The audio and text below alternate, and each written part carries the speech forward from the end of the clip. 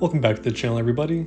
Today we are covering part 2 of the NIST Incident Response Framework, specifically the NIST Special Publication 800-61. If you need a refresher, feel free to go back to my part 1 video series of the NIST Incident Response to learn more.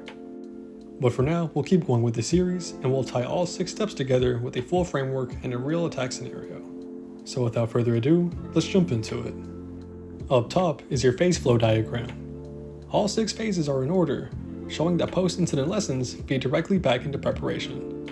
The NIST Incident Response Framework is intentionally a cycle, not a straight line. Every incident makes your preparation better. Now, let's run a ransomware scenario through all 6 phases so you can see exactly how it works in practice. Phase 1 is preparation. The organization has a ransomware playbook, and offline backups are tested weekly. The SIEM is also logging endpoint events. When the ransomware hits a finance department workstation, that's when phase 2 starts. The EDR tool, also known as the Endpoint Detection and Response, flags unusual file encryption activity on a finance workstation. The SIEM then correlates that 4,000 files were renamed within 3 minutes. The analyst confirms the indicators of compromise matches a known ransomware family. This is now a real attack. Now, phase 3 is the containment phase. The infected machine is immediately isolated from the network. The cable is pulled, the network adapter is disabled, and domain credentials are reset enterprise-wide.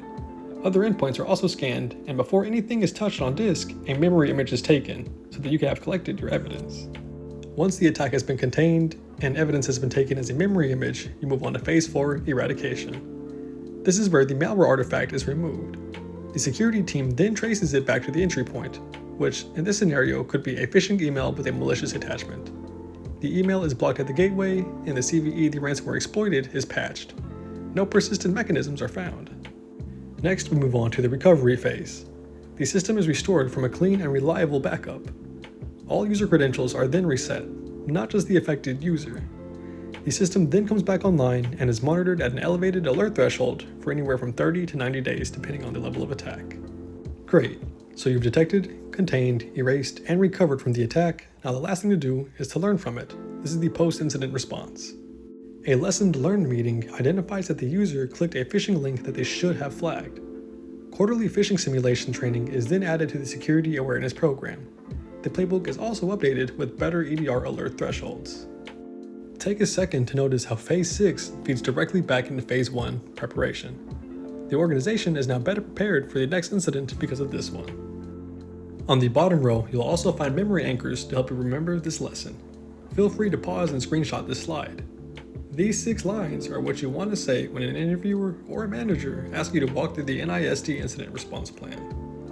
And with that, we basically covered the NIST Incident Response Plan, with all 6 phases being related to a real-world ransomware attack.